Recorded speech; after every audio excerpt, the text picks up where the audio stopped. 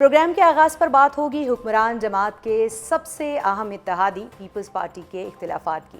अब नून लीग हुकूमत को पीपल्स पार्टी ने एक माह के ट्रायल पर डाल दिया है। ये ट्रायल उस वक्त शुरू हुआ जब 18 अक्टूबर को होने वाली पीपल्स पार्टी की मरकज़ी मजलिस आमला ने अपने मुतालिबात की मंजूरी के लिए हुकूमत को एक माह का वक्त देने का फैसला किया है। अब मुतालिबात में पंजाब पावर फार्मूले पर अमल दरामद, सैलाब मुतासरीन की बेनज़ीर इनकम सपोर्ट प्रोग्राम से माली इमदाद और गंदम की इमदादी कीमत वफाकी सतह पर मुकर्रर किए जाने की डिमांड्स भी शामिल हैं।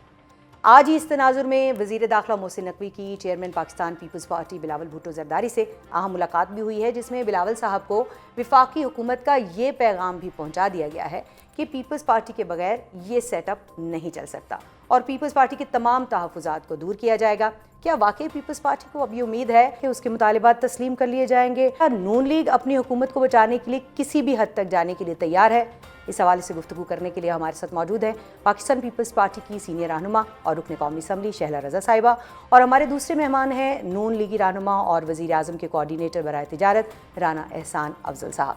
राना साहब, सियासी गुफ्तगू के आगाज़ से कबल एक मुमकिना पेशरफ्त की तस्दीक अगर आप पहले कर सकें कि क्या अगले 24 घंटे या फिर 48 घंटों के दौरान पाक अफ़गान बॉर्डर तिजारत और दीगर मकासद के लिए खोला जाने की कोई तवक्को है, और एक हफ्ते से बंद Afghan transit trades ceasefire मुआहदा जो है वो होने के बाद खुलने जा रही है? बिस्मिल्लाहिर्रहमानिर्रहीम। बिल्कुल, देखिए, जब मुआहदा हो गया है और इस चीज़ का इदराक दोनों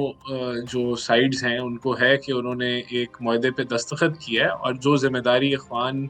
हुकूमत के ऊपर अब है, हम पुरुम्मीद हैं कि वो ज़िम्मेदारी वो भरपूर तरीके से उठाएंगे। तो फिर मेरे ख़्याल से ये बिल्कुल राह हमवार हो गई है कि तजारत को जो है वो खोल दिया जाए और अनकरीब इसके ऊपर जो वज़ारत दाखिला है वो अपने सारे मामलात को देखते हुए इसके ऊपर जल्द मैं पुरुम्मीद हूँ कि इसको रिज्यूम कर लिया जाए। ये उम्मीद है या वाकई इसके ऊपर कोई प्रोसेस जो है वो गोइंग ऑन है? नहीं, देखिए, ये ऑब्वियसली जब आपका एक अंडरस्टैंडिंग हो गई और आपने एक रिटन मुआहदे के ऊपर दस्तखत कर दिया, तो ये this is a big step towards peace in the region. और अगर जिस चीज़ जो मुआहदे के ऊपर जो एग्रीमेंट है अगर वो इम्प्लीमेंट होती है तो इसका मतलब है कि तजारत तो एक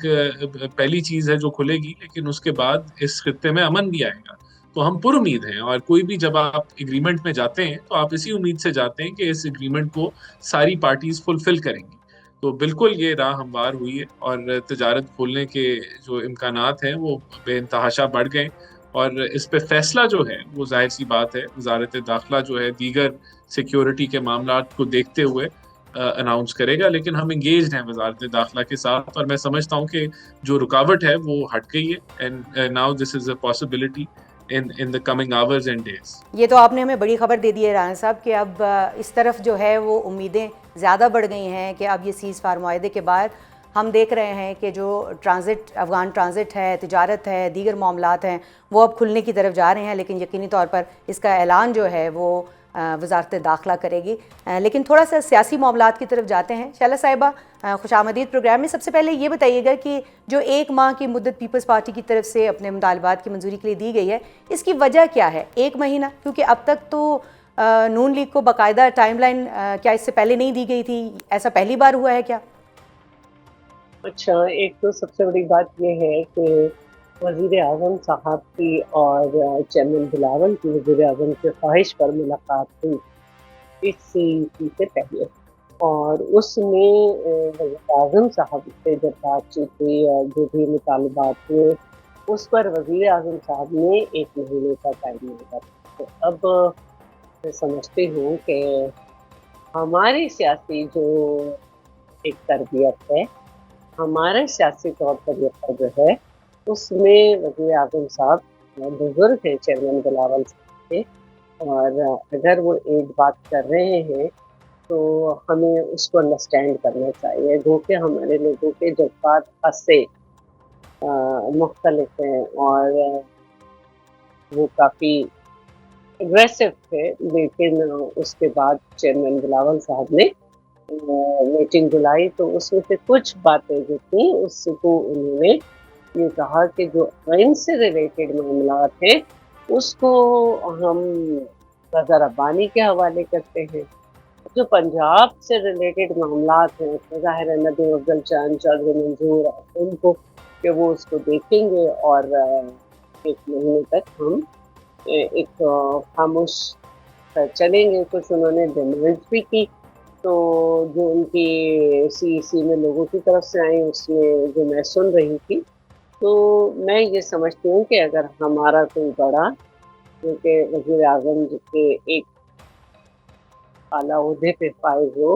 اگر وہ کوئی ہم سے بات کرے تو ہمیں اس کی بات کو سننا۔ شیلہ صاحبہ، یعنی آپ کہہ رہی ہیں کہ دو بڑوں کے درمیان میں یہ فیصلہ ہوا ہے وزیر اعظم صاحب اور زرداری صاحب کے بیچ میں، تو آپ کو لگتا ہے، آپ کو یقین ہے، امید ہے کہ کوئی جو چھوٹے ہیں جن کی وجہ سے یہ لڑائی بڑھ رہی تھی وہ اس کا پاس رکھیں گے؟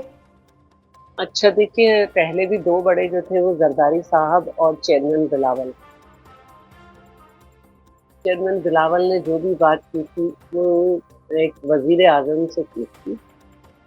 اور چیئرمین صاحب نے نہ صرف وہ ایم این اے ہیں بلکہ اپنی پارٹی کا ہیڈ بھی ہیں، اور اسمبلی میں انہوں نے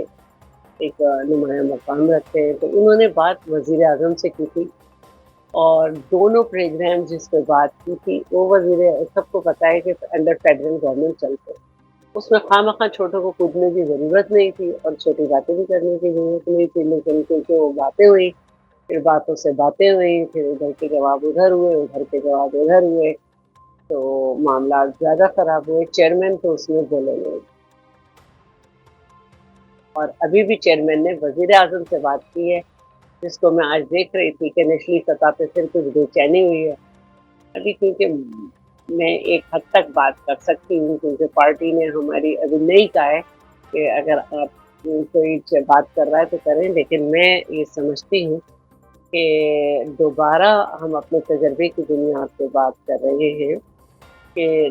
ڈیزاسٹر سے متاثر لوگوں کو صرف راشن کی ضرورت نہیں ہے، راشن کے علاوہ اور چیزوں کی بھی ضرورت ہے۔ میں شیلہ صاحبہ اس طرف واپس آؤں گی۔ صرف آخری بات کر لوں، جی، ان کے اجل گھر بند ٹوٹ گئے ہیں تو صرف اس رقم کی ضرورت نہیں ہے، بہت چھوٹی چھوٹی ضرورتیں ہوتی ہیں، بہت کچھ ہوتا ہے جس کے لیے آپ کوئی بھی سسٹم کو یوز کر سکتے ہیں، اور ایک اتھینٹک سسٹم بھی آپ کے پاس موجود ہے جس میں بینیفیشریز کے علاوہ بھی بہت بڑی تعداد جو ہے جس کو انرول کیا ہوا ہے کہ they are poor in the normal public and beneficiaries are poorest